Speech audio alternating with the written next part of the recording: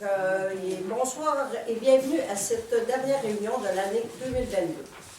Cette première année, suite aux élections de 2021, en a été une d'apprentissage et de défis pour les membres du conseil municipal et pour ses employés. Dans les réalisations du conseil, notons au tout début du mandat l'embauche de Mme Anne Soyer comme nouvelle directrice générale et de Mme Nancy Leclerc comme adjointe à l'administration. En mai, un nouveau conseiller a intégré l'équipe du conseil en la personne de M. Richard Gagné. Très tôt dans l'année, nous avons fait les démarches pour établir une programmation des travaux pour obtenir les subventions du programme de la TEC, la taxe d'assises et contribution du Québec, qui aurait dû être présentée depuis 2019 et qui se termine en 2023. Ces subventions nous ont permis d'entreprendre le nettoyage de nos conduites d'égout, l'auscultation de notre chaussée, l'enrochement d'une partie de la route de la mine Candigo. Le remplacement de la toiture de l'édifice couturier sera également payé par ce programme, ainsi que le remplacement de la conduite d'eau potable devenue apparente dans la rivière près du pont. Nous avons aussi, durant cette première année, récupéré un montant de 75 000 du programme Trabam pour la rénovation d'infrastructures. Le nouvel entrepôt pour le ciel est déjà construit et d'autres travaux sont prévus d'ici la fin du mois de janvier 2023. Les bacs bruns ont fait leur apparition en 2022. Là aussi, il y a un apprentissage à faire, mais c'est quand même encourageant. La première cueillette a permis une récolte de 18 tonnes de matière organique dans notre MRC. Et seulement un quart des bacs avaient été mis au chemin.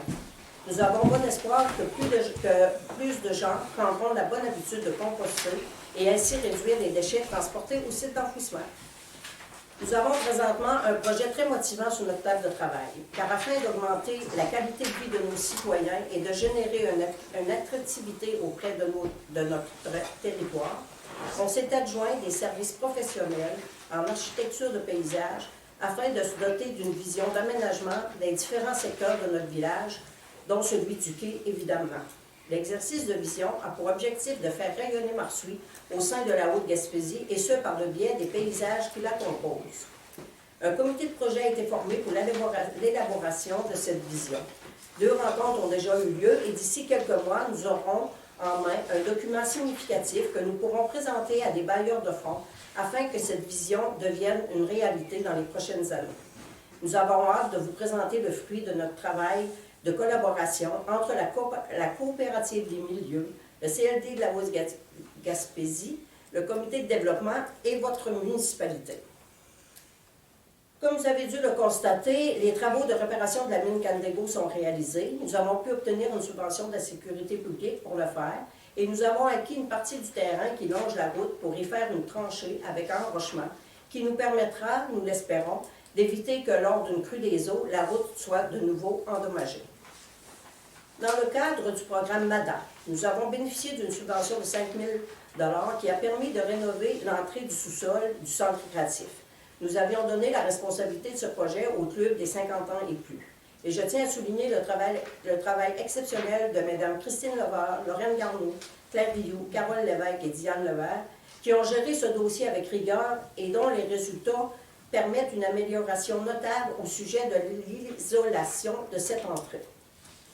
Nous avons terminé l'année avec une acquisition importante, un nouveau chargeur sur roue, qui servira pour le déneigement et pour divers travaux. Les membres du conseil ont pris cette décision en ayant au préalable analysé toutes les avenues possibles, pour en conclure que la location avec option d'achat d'un équipement neuf était la solution à privilégier. Vous verrez lors de la présentation du budget que cette dépense n'aura pas d'incidence majeure sur votre compte de taxes. Je ne peux passer sur silence l'apport important du Festival de danse Furie à Marsouilles. Cette offre artistique unique est une vitrine exceptionnelle pour notre village. Merci à Priscilla Guy et à Mandoline Hybride d'avoir choisi Marsouilles. Soyez assurés que nous comprenons l'importance de votre implication chez nous et soyez assurés aussi de notre support à vos initiatives qui nous font grandir artistiquement. D'ailleurs, avec l'aide bénévole de l'équipe technique de Mandoline Hybride, nous sommes à mettre sur pied un beau projet de rénovation du centre créatif afin d'exploiter son plein potentiel pour en faire un lieu culturel et communautaire complémentaire à l'offre disponible actuellement en Haute-Gaspésie. Les bailleurs de fonds seront sollicités pour participer financièrement à ce projet. Plus de détails vous seront donnés dans les prochaines semaines. Voilà un court résumé de cette première année de mandat qui fut, somme toute, assez occupée. Nous entreprenons l'année 2023 avec enthousiasme et plein de projets en tête, en vous assurant de respecter notre engagement à servir la population marsoise avec sérieux et en étant conscients et conscientes des responsabilités associées à notre rôle en tant que membre de votre conseil municipal. Je termine en offrant à toute la belle équipe municipale mes meilleurs vœux pour la prochaine année. Je vous remercie de votre dévouement pour votre municipalité. Soyez assurés de toute ma reconnaissance. Une mention spéciale pour Dario qui est présent à chaque réunion pour filmer les réunions mensuelles. Aux bénévoles des différents organismes, mes meilleurs vœux également. Merci pour votre implication. Vous faites une différence auprès de vos citoyens. Aux entrepreneurs du village qui permettaient de conserver nos services, de créer des emplois, de nous offrir des activités artistiques de grande qualité, de faire de Marsoux une destination touristique hivernale de choix, merci. Je vous souhaite une année 2023 des plus prospères. Aux familles qui ont perdu un être cher cette année, je souhaite que 2023 vous apporte le réconfort qui vous permettra d'atténuer votre peine. À vous tous, chers Marsois, Marsoises, ceux de souche et vous tous nouveaux arrivants, je vous souhaite une année de douceur et de bienveillance. Ce que je nous souhaite à tous, c'est de faire de l'avenir de Marsoux notre priorité, que notre cher village s'enrichisse en promouvant des valeurs d'unité et de partage. Voilà. Nous allons procéder maintenant à la lecture de l'ordre du jour. Donc, la vérification du quorum, c'est fait. Nous avons un quorum ce soir. Lecture et adoption de l'ordre du jour. Présentation du budget 2023. Période de questions et clôture de la première séance. Il y aura une deuxième séance qui suivra et qui sera l'adoption du règlement du budget 2023, reddition de compte du programme PAVEL, dépôt des déclarations des intérêts pécuniaires des élus, période de questions et clôture de la deuxième séance. Donc, ça me prend une proposition pour accepter.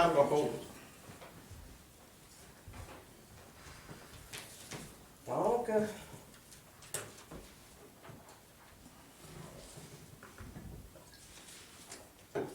on vous a remis, vous avez des feuilles déjà en main du budget 2023. Donc, c'est ça, comme vous le constatez, on a un budget équilibré qui se chiffre à 663 965. Donc, pour les revenus de sources locales, nous avons 332 136 $. Paiement tenant lieu de taxes, 75 221 $. Transfert inconditionnel, 183 042. Vous remarquerez là une baisse de la péréquation de 24 000 $. Encore cette année, l'année passée aussi, on avait subi une baisse d'une vingtaine de dollars à la péréquation.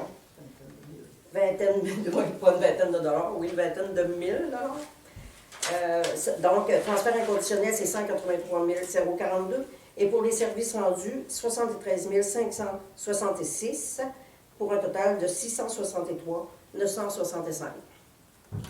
Et ça, c'est pour les revenus. Et dans les charges, administration générale, moi j'ai fait les totaux là, de chacun des points. Donc, c'est 203 996. Là, vous verrez que dans l'évaluation, il y a un plus de 14 000. Ça, c'est parce que l'an prochain, ça va être le rôle triennal. Nos propriétés vont toutes être réévaluées. Donc, ça coûte plus cher, 14 000 $ de plus pour faire ça. Sécurité publique, la police et la protection contre les incendies, ça donne un total de 60 816. Les transports, 185 336. Là, vous voyez dans les deux premiers items qu'il y a une augmentation. C'est là où la location du chargeur sur roue est inscrite. Hygiène du milieu, 125 241. Urbanisme et mise en valeur, 7 492. Loisirs et culture, 28 657. Frais de financement, c'est là que vous voyez qu'il y a une baisse qui nous a permis d'acquérir, de louer le nouveau chargeur. Donc, ça donne 52 427 pour un total de 663 965 $. Donc, je demande une proposition, s'il vous plaît, pour Renaud. C'est bien.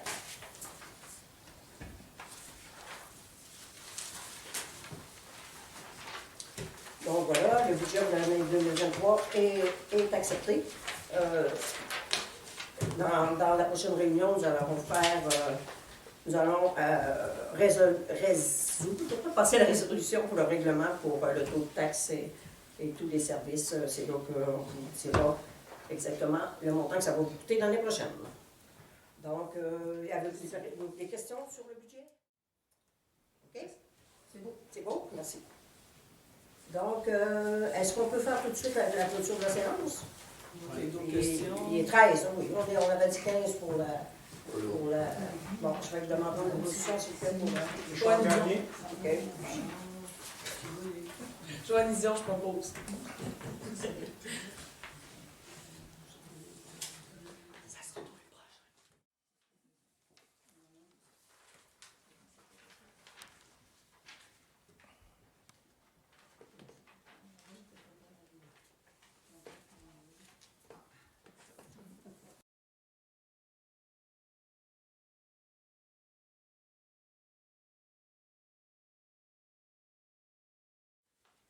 Donc, OK, on y va avec l'ouverture de la deuxième séance extraordinaire. Au point 1, on a l'adoption du règlement du budget 2023. Au point 2, reddition de compte pour le programme FAVEL. En 3, dépôt des déclarations des intérêts pécuniaires des élus. En 4, période de questions. Et en 5, clôture de la deuxième séance.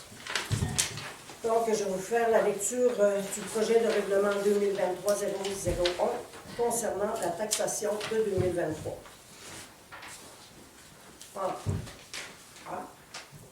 L'imposition de la taxe foncière et des tarifs pour les services d'aqueduc, d'égout et de la cueillette des matières résiduelles et de la récupération. B. Du compte de taxe 4 versements.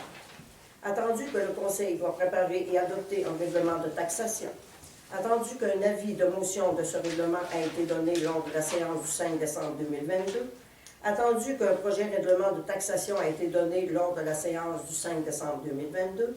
En conséquence, il est proposé et résolu à l'unanimité que le règlement numéro 2023-001 est et soit adopté et le Conseil ordonne et statue par le règlement ce qui suit. L'article 1. Le taux de taxe foncière générale est fixé à 1,1913 du 100 piastres d'évaluation imposable pour l'année 2023, conformément au rôle d'évaluation en vigueur le 1er janvier 2023. Le taux de taxe foncière générale pour le service de la dette incendie est fixé à 0,2487 du 100 $ d'évaluation imposable pour l'année 2023, conformément au rôle d'évaluation en vigueur le 1er janvier 2023. Les tarifs de compensation d'aqueduc et d'égout sont fixés à logement 435, résidence touristique 543 et 75, commerce, restaurant, bureau de poste, dépanneur, vente au détail, casse-croûte à 543 et 75, autres industries, alimentation 1087 et 50. À l'article 4, les tarifs de compensation aqueduc sont fixés pour un logement à 265 et pour une résidence touristique à 331 et 25. L'article 5. Les tarifs de compensation pour l'enlèvement et la destruction des matières résiduelles et de la récupération sont fixés à, pour un logement, 377,5, résidence touristique 549, commerce, restaurant 566,25, bureau de poste 377,5, dépanneur 566,25, vente au détail 566,25, casse-croûte 566,25, industrie produits de scierie 1132,50, autres industries alimentation 943,75. Le tarif de compensation pour les immeubles installés sur les terrains municipaux pour les chalets au quai 125 par unité, 125 $ par unité. Article 7. Le taux d'intérêt s'appliquant à toute taxe, tarif, compensation, permis ou créance due à la municipalité est désormais fixé à 16 % à compter du 1er janvier 2023. Article 8. Chaque fois que le total de toutes les taxes, y compris les tarifs et les compensations, à l'égard d'un immeuble imposable porté au rôle d'évaluation dépasse 300 $. Pour chacune des unités d'évaluation, le compte est alors divisible en 4 versements égaux. Article 9. L'échéance pour le premier ou unique versement est fixée au 30e jour qui suit l'expédition du compte de taxes pour 25 %. Article 10. L'échéance du deuxième versement est fixée au 60e jour suivant le premier versement, pour un autre 25 %. Article 11. L'échéance du troisième versement est fixée au 60e jour suivant le deuxième versement, 25 %. Article 12. L'échéance du quatrième versement est fixée au 60e jour suivant le troisième versement, pour un autre 25 %. Aucun recours en recouvrement ne peut être exercé contre un débiteur qui a fait ses versements selon les exigences prescrites aux articles 9, 10, 11 et 12. Article 14. Les prescriptions d'exigibilité des taxes municipales mentionnées ci-dessus s'appliquent également au supplément de taxes municipales, certificat d'évaluation périodique, ainsi qu'à toute taxe exigible suite à une correction au rôle d'évaluation en vigueur. Article 15. Lorsqu'un contribuable est en défaut d'effectuer un versement de ces taxes municipales, les intérêts ne sont imposés que sur le versement échu et le délai de prescription applicable commence à courir à la date d'échéance du versement. Article 16. Le présent règlement entrera en vigueur selon la loi adoptée lors de la séance du 20 décembre 2022 et la publication est le 21 décembre 2022. Donc, dans le fond, ce que ça veut dire, c'est que maintenant, le taux de taxe est à 1,44 comparé à 1,40 l'an passé et qu'il y a une augmentation de 11,50 $ pour les matières résiduelles. Donc, c'est 3 % d'augmentation. C'est dans le dessous de l'inflation. Et on considère que, malgré tout, avec ce que je vous ai mentionné tantôt, les dépenses en plus qu'on a eues, on trouve que c'est raisonnable. Donc, voilà, ça me prend une proposition pour le règlement, s'il vous plaît. Richard Gagné. Oui. Puis aussi, si vous remarquerez qu'on ne vous charge pas les bacs bruns. La municipalité va assumer les coûts des bacs bruns, mais les bacs demeurent la propriété de la municipalité. Donc, maintenant, nous sommes rendus au point 2. La reddition de compte pour le programme Pavel, c'est ça, c'est qu'à la réunion du 5 décembre, on avait passé une résolution pour demander une prolongation dans ce programme.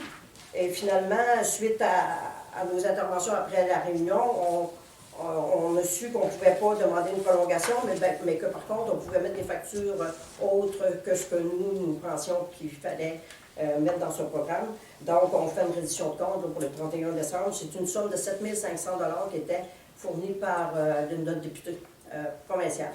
Fait que la somme est là pour nous. Donc, on a produit des factures, celles qui nous ont dit qu'ils pouvaient être admissibles dans le programme, et on va faire la reddition de compte pour le 31 décembre.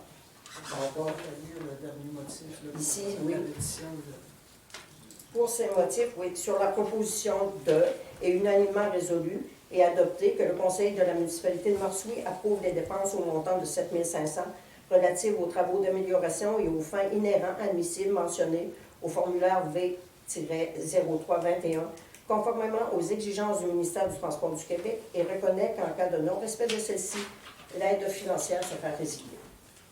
Donc, c'est ça. Ça me prend une proposition, s'il vous plaît. Jean-Sébastien Gagné.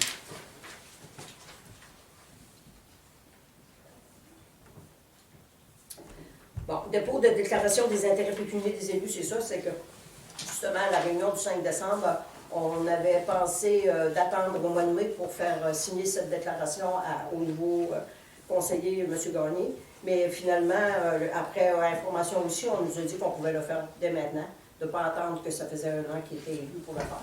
Donc, M. Gagné a fait sa déclaration, il l'a déposée à la directrice générale. Ça prend une résolution pour... Parent propose.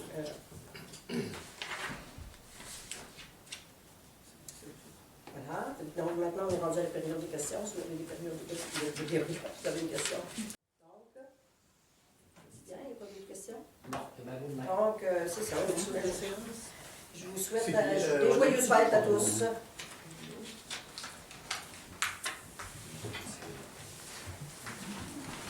voilà. L'autre année, qui s'en vient.